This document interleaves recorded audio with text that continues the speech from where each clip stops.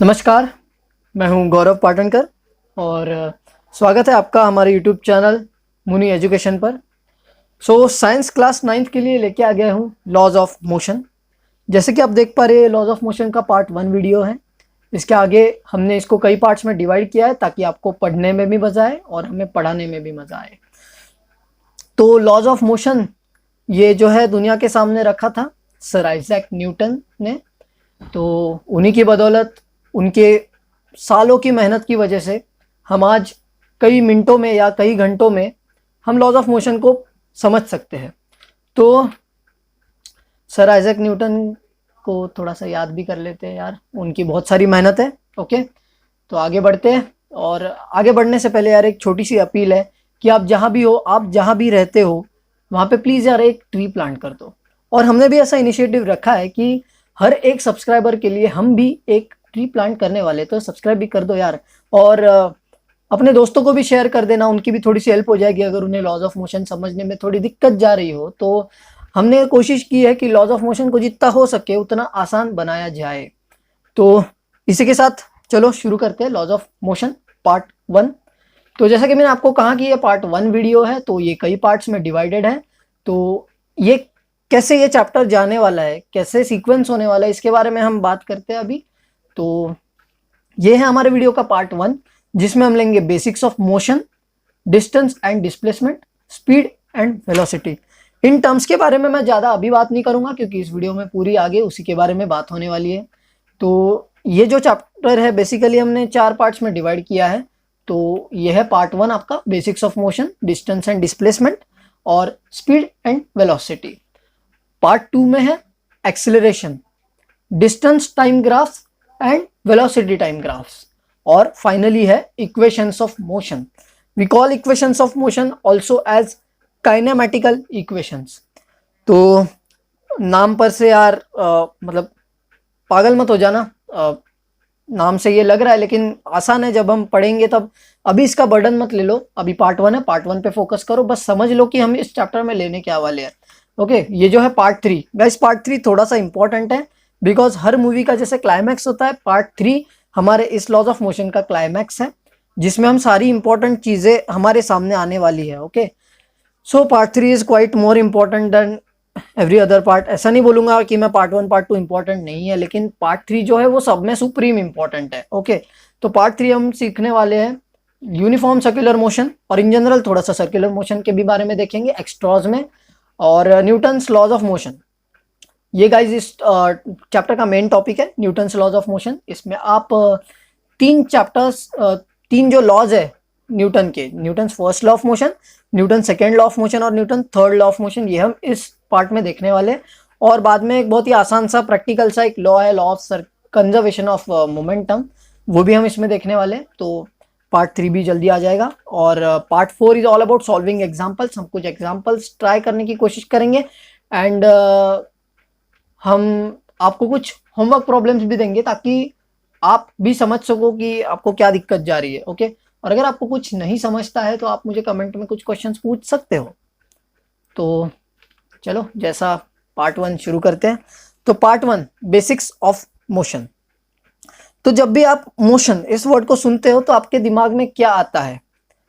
Motion, इसका मतलब किसी ऑब्जेक्ट का, वो ऑब्जेक्ट कोई भी हो सकता है, वो ऑब्जेक्ट आप हो सकते हैं, मैं हो सकता हूँ, आपका मोबाइल हो सकता है, कोई गाड़ी हो सकती है, कोई प्लेन हो सकता है, कोई ट्रेन हो सकती है। ऑब्जेक्ट तो कोई भी हो सकता है, लेकिन उस ऑब्जेक्ट का एक जगह से दूसरी जगह पर जाना अगर होता है तो we call that this object is in motion. तो मतलब कहने की बात यह है कि अगर किसी ऑब्जेक्ट की एक टाइम पे कोई प्लेस और थी और दूसरे टाइम पे कोई प्लेस और है, इसका मतलब जब टाइम चेंज हुआ तब उस ऑब्जेक्ट की पोजीशन या उसकी प्लेस भी चेंज हुई है। तो इन दैट केस वी से कि वो ऑब्जेक्ट इज इन मोशन। तो सवाल ये उठता है कि कब हम कहते हैं कि कोई ऑब्जेक्ट मोशन में है या नहीं है। तो उसका आंसर ये है कि an object is said to be in motion if position of that object changes with time. मतलब दोस्तों, टाइम के साथ साथ उसकी पोजीशन अगर चेंज होती है तो उस ऑब्जेक्ट को हम मोशन में कंसिडर करते हैं। इसको एक एग्जांपल के साथ में हम समझ लेते हैं कि मान लो ये एक रोड है, the road goes from A to B. Okay, और मेरे पास एक ऑब्जेक्ट है जो कि अभी ए पे है। ओके, लेकिन कुछ समय बाद अगर वो ऑब्जेक्ट सेम रोड पे ए पोजीशन के बजाय अगर बी पोजीशन पे चला जाए तो I can say that the object is in motion. Okay, so hope so इस एग्जांपल से क्लियर होता है। अगर नहीं होता है तो आप एक काम कर सकते हो, आप किसी और एग्जांपल के बारे में अपने खुद से ब्रेन से सोच सकते हो, तो आपके लिए और आसान हो जाएगा। Try to make it more simple. ये मेरे हिसाब से तो ये इतना सिंपल है, लेकिन आपके हिसाब से जितना सिंपल आप बना सकते हो आप उसको बनाओ प्लीज। ओके, सो नेक्स्ट हम एग्जांपल्स लेते हैं कुछ मोशन के। तो जैसा कि हमने बोला कि मोशन में कोई ऑब्जेक्ट कब होता है, जब उसकी पोजीशन विथ टाइम एक पोजीशन से दूसरी पोजीशन चली जाती है, उसकी पोजीशन अगर चेंज होती है with time, so we say that this object is in motion. So whichever object changes its position with time, it is in motion. Okay, so for example fish swimming in water. Fish हमेशा water में जब swim करती है तो उसकी position एक से दूसरी जगह वो चली जाती है, तो उसकी पोजीशन चेंज होती है with time, so it is in motion. और अगर आप क्रिकेट खेल रहे हो तो क्रिकेट बैट से जब आप बॉल को हिट करते हो, लंबा हिट मारा, तो ball also is in motion. और अगला सिंपल सा एग्जांपल है गाड़ी, राह चलती गाड़ी। सो अगर वो भी रोड पे चल रही है तो इट इज इन मोशन। और बहुत सारे एग्जांपल्स है यार, तुम भी अपने दिमाग से एग्जांपल्स निकाल सकते हो, बहुत सिंपल सिंपल एग्जांपल्स निकाल सकते हो। इवन आप खुद अगर भाग रहे हो तो आप in motion, okay, you are in motion. ठीक है, तो अगला डिस्टेंस एंड डिस्प्लेसमेंट की तरफ बढ़ते हैं। ये जो डिस्टेंस एंड डिस्प्लेसमेंट नहीं होगा, लेकिन डिस्टेंस ये जो वर्ड है ये आपके लाइफ टाइम में आपने बहुत यूज किया होगा।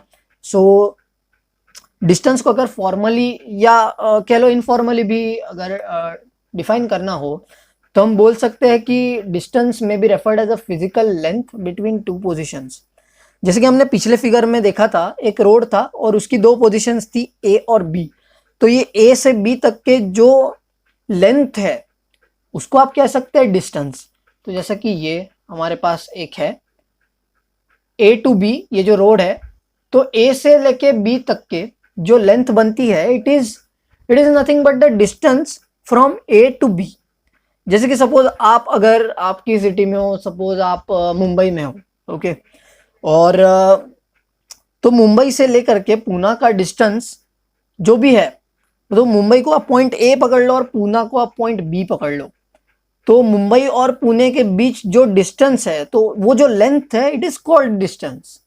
ओके, सो ये दो पोजीशंस हो गई और ये दो पोजीशंस के बीच में आने वाली जो लेंथ है it is called distance. It is nothing but distance. Okay, लेकिन when we talk about displacement, तो displacement is a change in position of an object. So now when you are talking about distance, जब आप distance की बात करते हो तो बात आती है लेंथ की, और जब डिस्प्लेसमेंट की बात करते हो तब बात आती है पोजीशन ऑफ द ऑब्जेक्ट। तो इसको हम आगे और आसान बनाने की कोशिश करेंगे। सो डिस्प्लेसमेंट की एक और जो आसान सी डेफिनेशन है वो मैंने यहाँ लिखी नहीं है, लेकिन मैं आपको अभी मेरे दिमाग में आई है तो मैं आपको बताता हूँ। So displacement can be stated as the shortest distance travelled by an object. Like हम इसको इस एग्जाम्पल से समझते हैं। मान लो कि आप एक ऐसे एरिया में रहते हो, ए बी सी डी ये 4 जगह है। Okay, these are 4 corners of your area.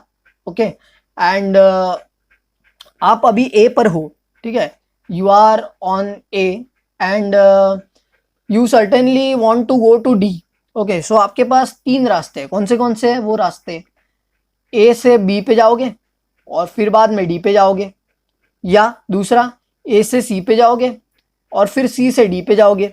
तो ये तो हो गए 2 रास्ते।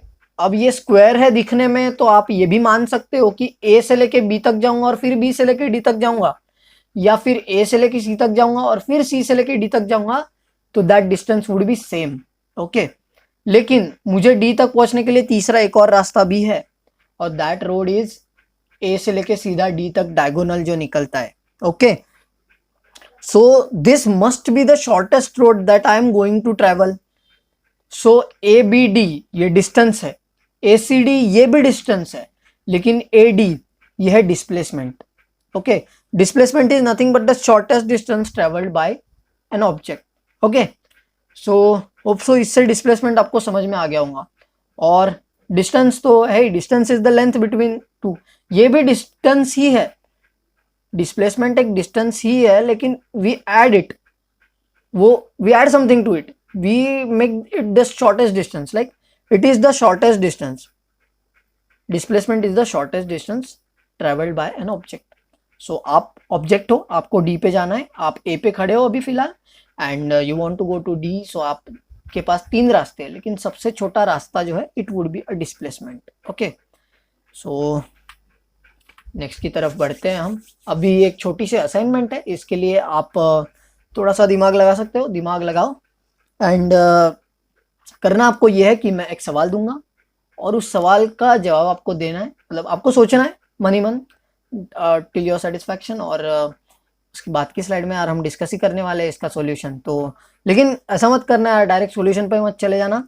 जब मैं आपको क्वेश्चन डिस्प्ले करूंगा तो आप प्लीज़ वीडियो को पॉज करना, थोड़ा सोचो खुद से और आंसर देने का ट्राई करो। किसी को देना तो नहीं है आंसर, लेकिन आपको ही अच्छा लगेगा यार, मतलब मेरे को भी अच्छा लगेगा कि अगर आपको समझ जाएगा तो यार। ओके, तो क्वेश्चन ये है कि ये फिगर है और बेसिकली आपको ये जो फिगर है ए, इसको निगलेक्ट करना है।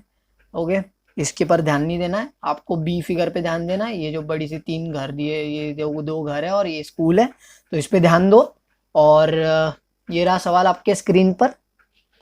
तो सवाल ये है कि शीतल और प्रशांत का घर ये है। ओके, और उन्होंने कहा है कि Sheetal first went to her friend संगीता's हाउस, तो भाई संगीता का घर ये है। तो भाई शीतल ने क्या किया, खुद के घर से निकली और जाके पहुंची संगीता के घर, और फिर जो है शीतल और संगीता दोनों मिलके स्कूल गए। ओके, ये सिनेरियो मैं आपको बता रहा हूँ। और प्रशांत जो है वो डायरेक्ट स्कूल चला गया अपने घर से।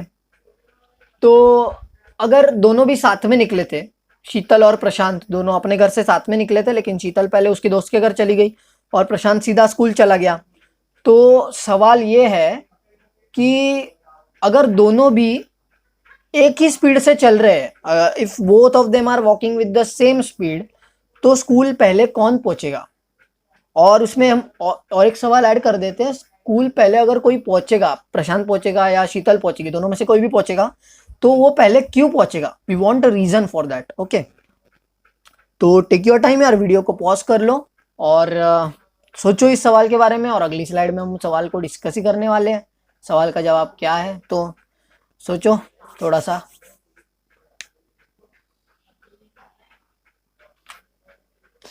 तो होप सो आपको सॉल्यूशन आ गया होगा, नहीं आ गया होगा तो हम डिस्कस करने ही वाले हैं।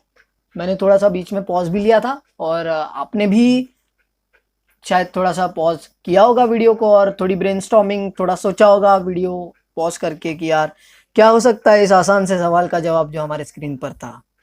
ओके, तो सॉल्यूशन ये है कि यार Prashant will take less time to reach school. आपने अगर प्रशांत सोचा है तो आप बिल्कुल सही जा रहे हो, कोई दिक्कत नहीं है, अभी तक आपको मेरा सिखाया हुआ समझ भी रहा होगा। ओके, तो अब लेकिन सवाल यह है कि प्रशांत क्यों स्कूल जल्दी पहुंचा। तो इसका सीधा सीधा कारण यह है कि प्रशांत का जो डिस्टेंस था कवर किया हुआ वो था 1300 मीटर, ठीक है, और शीतल का डिस्टेंस था 500 प्लस 1200 इक्वल टू 1700, क्योंकि शीतल पहले उसकी फ्रेंड के घर गई और फिर वो आगे स्कूल गई, और फ्रेंड के घर से स्कूल भी और ज़्यादा डिस्टेंस था, वो दोनों ऐड हो गए, ठीक है। तो ज़्यादा जैसी बात है, अगर यार ज़्यादा डिस्टेंस कवर करना होगा तो ज़्यादा टाइम लगेगा यार, तो इसीलिए प्रशांत जल्दी पहुंच गया और शीतल को थोड़ा लेट हो गया, ठीक है। अब हम डिफाइन करेंगे formally, we will define formally the distance and displacement, ठीक है। जो मैंने आपको पहले डिस्टेंस और डिस्प्लेसमेंट की डेफिनेशन बताई थी उससे थोड़ा हटके और उससे थोड़ा प्रैक्टिकली, और बुक में जो डेफिनेशन दी गई है वो। तो इससे पहले जो हमने प्रॉब्लम लिया था, वो प्रॉब्लम की जो फिगर थी और वो जो प्रॉब्लम थी इटसेल्फ, वो मैंने उठाई थी यार अपने टेक्स्ट बुक से, 9th की स्टेट बोर्ड की टेक्स्ट बुक से। तो आपको अगर और रेफरेंस चाहिए तो आप 9th की स्टेट बोर्ड की टेक्स्ट बुक भी रेफर कर सकते हो। और अगर आपको कुछ अगर डाउट्स होंगे, क्वेश्चंस होंगे, तो वो मुझे कमेंट करके बता भी सकते हो, I try to answer it. Okay, try करेंगे कि उस पर कोई स्पेशल वीडियो भी बने आपके क्वेश्चंस पे। ओके, सो आप क्वेश्चंस पूछते जाओ यार, मैं आंसर करते जाऊंगा। तो let's define the formal definition from the book, ठीक है। So distance is the length of the actual path traveled by an object in motion while going from one point to another point. यही है भाई, A से लेके B तक कोई object जा रहा है, तो A से लेके B तक जाने तक उस दौरान उसने कितना डिस्टेंस ट्रेवल किया, it will be called distance. और डिस्प्लेसमेंट क्या है? Minimum distance between the starting point and the ending point. हमारे उस एग्जाम्पल में डिस्प्लेसमेंट का एग्जाम्पल हमने जब लिया था तब A B D, A C D और ए डी, ऐसे 3 रास्ते थे हमारे पास ए से डी तक जाने के लिए. लेकिन हमने कौन सा रास्ता चुना? जो सबसे छोटा वाला है. तो displacement is nothing but the minimum distance between the starting and the ending point. ठीक है, it as simple as possible. Okay, इसको अगर और आसान बनाना है तो आप और एग्जाम्पल्स के बारे में सोचो या मुझे बताओ आप कमेंट करके कि यार ये चीज़ सही नहीं लगी या ये चीज़ आसान नहीं लगी, इसको और आसान बना के समझाइए प्लीज़. तो वो भी कर देंगे यार, आपके लिए तो बैठे हैं. ओके, सो आगे हमको यार स्पीड और वेलोसिटी की तरफ बढ़ते हैं. वेलोसिटी का तो मुझे पता नहीं यार, लेकिन स्पीड आपने आपकी लाइफ में बहुत बार यूज़ किया होगा. अगर आप कोई रास्ते पे जा रहे हो यार, बहुत ज़ोर से एक गाड़ी जाती है तो आप कहते हो वो देखो कितनी स्पीड से गाड़ी जा रही है. या अगर कभी आपका नेट बहुत स्लो चलता है तो यार मेरे नेट की स्पीड बहुत स्लो है यार, आज शायद हम पबजी नहीं खेल पाएंगे. ऐसे ऐसे सोच के हम, मतलब स्पीड आप बहुत बार यूज़ करते हो आप स्पीड शब्द. ओके, तो वेलोसिटी का मुझे पता नहीं, लेकिन वेलोसिटी भी समझ लेंगे यार यहाँ पे.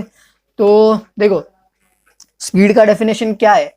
Speed is the rate at which an object covers distance. Okay, तो जब भी आप स्पीड डिस्टेंस की बात करते हो तो speed comes into action. Okay, तो समझने में थोड़ी दिक्कत नहीं जाने दूंगा, मैं आपको जितना आसान हो सकता है उतना आसान करके मैं आपको समझा के दूंगा यहाँ पे. तो स्पीड जो है, आप अगर बोलते हो कि यार मैं 40 की स्पीड से जा रहा हूँ, तो इसका मतलब क्या है? व्हेन यू टॉक कि आप 40 की स्पीड से जा रहे हो, आप कह रहे हो, तो इसका मतलब ये है कि आपका जो रेट है एक जगह से दूसरी जगह जाने का वो है 40. अभी हम यूनिट की बात नहीं करेंगे, यूनिट तो बाद में आएगा. ठीक है, लेकिन अब सोच लो कि आप 1 घंटे में 60 किलोमीटर जा रहे हो, तो आपकी स्पीड मान सकते हैं हम. Okay, so it is the rate, just a rate कि ऑब्जेक्ट एक जगह से दूसरी जगह कितनी, मतलब वो डिस्टेंस कितने टाइम में कवर करता है, वो rate. Okay, it's the rate. So मान लो कि कोई एक ऑब्जेक्ट है, वो अगर बहुत तेजी से मूव कर रहा है तो जाहिर सी बात है कि वो बहुत कम टाइम में बहुत ज़्यादा डिस्टेंस कवर कर लेगा. जैसे फॉर एग्जांपल अगर आप मुंबई से निकले कोलकाता जाने के लिए, तो अगर आप ट्रेन से जाएंगे तो सर्टेनली ये बात तो है कि आपको 24 आवर्स या उससे ज़्यादा टाइम लगेगा. पता नहीं, मैं तो गया नहीं भाई, तो मे भी जितना टाइम लगना है उतना लगना है. 24 आवर्स हम पकड़ के चलेंगे. ओके, 24 आवर्स लगेंगे अगर आप मुंबई से कोलकाता जाएंगे तो. लेकिन वही बात है, अगर आप फ्लाइट से जाओगे मुंबई से कलकत्ता तो आपको कितना टाइम लगेगा? ट्रेन से तो कम ही लगेगा भाई. तो वो स्पीड पर डिपेंड करता है. तो अगर कोई, जैसे ट्रेन है, ट्रेन प्लेन से फास्ट नहीं जा सकती भाई, तो इसलिए ट्रेन से आप 24 घंटों में पहुंचेंगे और प्लेन से आप कुछ 6 या 5 या 6 घंटे में पहुंचोगे. ऐसा है भाई. तो speed is a scalar quantity. Okay, scalar और वेक्टर, ये आपको पता होगा या नहीं मुझे पता नहीं. पता होगा तो वेल एंड गुड, नहीं पता होगा तो आगे हम उसके बारे में थोड़ा सा डिस्कस कर लेंगे यार. ये इस वीडियो का बोनस टॉपिक है, स्केलर एंड वेक्टर. तो आपको अगर पता होगा तो वीडियो को यार प्लीज स्किप मत करना. ओके, स्किप बिल्कुल भी नहीं करना है. तो आगे बढ़ते हैं यार इसकी तरफ, वेलोसिटी की तरफ. ठीक है, velocity is the rate at which an object changes its position. तो जैसे स्पीड, देखो जैसे हमने जब डिस्टेंस और डिस्प्लेसमेंट के बारे में बात करी थी तो हमने क्या किया था कि जो जब आप डिस्टेंस की बात कर रहे हो तो आप स्पीड लेते हो. ओके, तो मतलब डिस्टेंस की जब बात हो रही थी तब लेंथ की बात हो रही थी, मतलब एक या दो पोजीशंस के बीच में की लेंथ की बात हम कर रहे थे जब हम डिस्टेंस की बात कर रहे थे. लेकिन जब हम डिस्प्लेसमेंट की बात कर रहे थे तो हम पोजीशन की बात कर रहे थे. अगर आपको डिस्टेंस और डिस्प्लेसमेंट की डेफिनेशन देखनी है तो आप वीडियो को पीछे सरकाओ यार, वो डेफिनेशन देख लो दोनों. अभी हम उसके बारे में ज़्यादा बात नहीं कर रहे क्योंकि हम आगे बढ़ चुके हैं. तो अगर आपको फिर से आप चाहते हो कि आप डिस्टेंस और डिस्प्लेसमेंट की वीडियो देखो तो यार प्लीज़ आप देखो वीडियो को पीछे लेके, ठीक है। लेकिन अगर उसके बारे में आपको करना है तो ये वेलोसिटी का जो है, velocity is the rate at which object changes its position. Object की पोजीशन कितने फास्ट बदलती है। जैसे कि सपोज फॉर एग्जांपल कोई एक पर्सन है, वो रैपिडली एक पॉइंट से दूसरे पॉइंट पे जाएगा तो उसकी कुछ तो भी वेलोसिटी है वहां पे। लेकिन अगर वो उस पॉइंट से एक पॉइंट वापस आता है, तो जैसे आप अगर सर्कल में घूम रहे हो, तो जैसे आप सपोज स्टार्टिंग पॉइंट से अगर कुछ हद तक चले गए तो आपकी कुछ तो भी वेलोसिटी होंगी। लेकिन अगर आप स्टार्टिंग पॉइंट से वापस स्टार्टिंग पॉइंट आ गए तो आपकी वेलोसिटी 0 होगी, ठीक है। इस पे हम और डिटेल में डिस्कस करेंगे जब हम आगे बढ़ेंगे, इस वीडियो में नहीं, अगले वीडियो में। तो लेकिन अभी सिर्फ आपको समझने के लिए, अगर आपको दिक्कत जाती है तो इसको और आसान बनाने की कोशिश हम करेंगे। वीडियो में बताओ मुझे कमेंट करके क्या दिक्कत जा रही है आपको, तो ठीक है। तो लेकिन अभी देखो कैसा है, क्योंकि पोजीशन उस ऑब्जेक्ट की चेंज हुई नहीं। अगर आप सर्कल में जा रहे हो तो आपकी वेलोसिटी 0 है जब आप वापिस उस पॉइंट पे पहुंचते हो जिस पॉइंट से आपने स्टार्ट किया था, ठीक है। और ये जो है वेलोसिटी, ये एक वेक्टर क्वांटिटी है, ओके। सो ये है उन दोनों के फॉर्मूले, ठीक है। और यूनिट भी है, ऐसा unit for both the speed and velocity, it is metre per second. और अगर आप सीजीएस यूनिट वगैरह से जाते हो तो इट इज लाइक सेंटीमीटर्स पर सेकेंड, ठीक है। क्योंकि सीजीएस यूनिट भी होता है, ठीक है। वो मुझे पता नहीं, आई एम नॉट श्योर कि आपको आता होगा या सीजीएस यूनिट के बारे में पता होगा या, ठीक है। तो अभी लेकिन ऐसा यूनिट इंपॉर्टेंट है, उसके बजाय कुछ इंपॉर्टेंट नहीं है, ऐसा ही सिस्टम इंटरनेशनल यूनिट, सो उसी को लेके चलो। So we have the formula for speed and velocity. तो फॉर्मूला है speed is total distance travel divided by time, और velocity is displacement upon time. So अभी आपको पता है कि डिस्प्लेसमेंट क्या है और डिस्टेंस क्या है। और जब भी बात आप करोगे डिस्टेंस की तो speed will come into account, और जब भी बात करोगे आप डिस्प्लेसमेंट की तो velocity will come into account. तो जैसा कि मैंने आपको कहा था कि इफेक्ट मतलब जो स्केलर और वेक्टर के बारे में हम डिस्कस करेंगे, तो यही है वो बोनस टॉपिक। तो ठीक है, स्पीड का और डायरेक्शन का वेलोसिटी पे क्या इफेक्ट होता है। अब आप बोलेंगे भाई तू पहले बोलता है, देख जब भी आप वेलोसिटी मतलब वेलोसिटी की बात करेंगे तो आपको डिस्प्लेसमेंट की बात करनी पड़ेगी भाई, लेकिन यहाँ पे तो तू बोल रहा है डायरेक्शन की बात है। लेकिन भाई सुन लो पूरी बात, ठीक है। अगर हम डायरेक्शन अगर हम डिस्प्लेसमेंट की बात करते हो तो वेलोसिटी आती है, बहुत बराबर बात है। लेकिन अगर आप स्पीड और डायरेक्शन की बात कर रहे हो तो इसका मतलब है स्पीड एक स्केलर क्वांटिटी है। तो हम पहले स्केलर क्वांटिटी की डेफिनेशन ही देख लेते हैं यार। देखो scalar quantity, the quantity which can be described by only magnitude.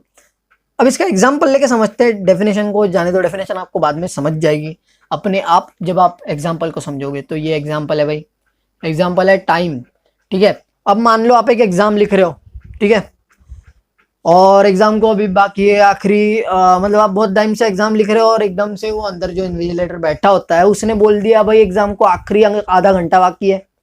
अचानक से आपकी लिखने की स्पीड बढ़ गई तो आपको सब कन्वे हो गया। मतलब देख लो, आपको उस टीचर ने सिर्फ इतना बताया कि पेपर को आधा घंटा बाकी है भाई, आखिरी आधा घंटा बाकी है आपके पास, और आप एकदम एकदम स्पीड में राइटिंग करने लग गए। आपको कुछ बताना पड़ा कि बेटा आधा घंटा बाकी है साउथ में, या बेटा आधा घंटा बाकी है लेफ्ट में, और अगर तू अमेरिका में पेपर लिख रहा होगा तो आधे घंटे में 60 मिनट होते हैं। ऐसा किसी ने बोला आपको? नहीं। मतलब आपको जब आपको बोला गया कि आधा घंटा बाकी है या 30 मिनट्स बाकी है तो आपको सब कुछ समझ गया भाई 30 मिनट्स मतलब इतने इतने सेकंड हमारे पास है और इतना इतना हम कुछ कर सकते हैं। लेकिन ऐसा वेक्टर क्वांटिटी के साथ नहीं है। वेक्टर क्वांटिटी के लिए आपको डायरेक्शन का पता होना भी जरूरी है, वो भी हम आगे देखेंगे। ये देखो आपके सामने वेक्टर क्वांटिटी की डेफिनेशन है। So vector quantity needs both magnitude, magnitude का मतलब वैल्यू, ओके। स्केलर के लिए भी देख लो मैग्नीट्यूड लिखा है वहां पे, तो मैग्नीट्यूड मतलब वैल्यू होता है, और मैग्नीट्यूड के साथ साथ आपको डायरेक्शन भी चाहिए। मतलब अगर आप किसी ऑब्जेक्ट पे फोर्स लगा रहे हो, तो वेक्टर क्वांटिटी का जो एग्जांपल है वो फोर्स है भाई। तो अगर आप किसी ऑब्जेक्ट पे फोर्स लगा रहे हो तो आपको डायरेक्शन भी तो मायने होना ना भाई। मतलब आप सोच लो, अगर आप कोई बक्सा ढकल रहे हो या कोई गाड़ी आपकी खराब हो गई तो आप वो ढकेल रहे हो, तो आपको फोर्स इतना लगाना पड़ेगा कि आपकी गाड़ी आपसे ढकली जाए, और दूसरी बात ये भी कि फोर्स की डायरेक्शन भी आपको पता होनी चाहिए। अगर गाड़ी आपको आगे लेके जानी है तो आप आगे की तरफ फोर्स लगाएंगे, पीछे लेके जानी है तो आप पीछे की तरफ फोर्स लगाएंगे, तो आपको डायरेक्शन भी पता होनी चाहिए, ठीक है। सो ये हो गया स्केलर और वेक्टर क्वांटिटीज के बारे में।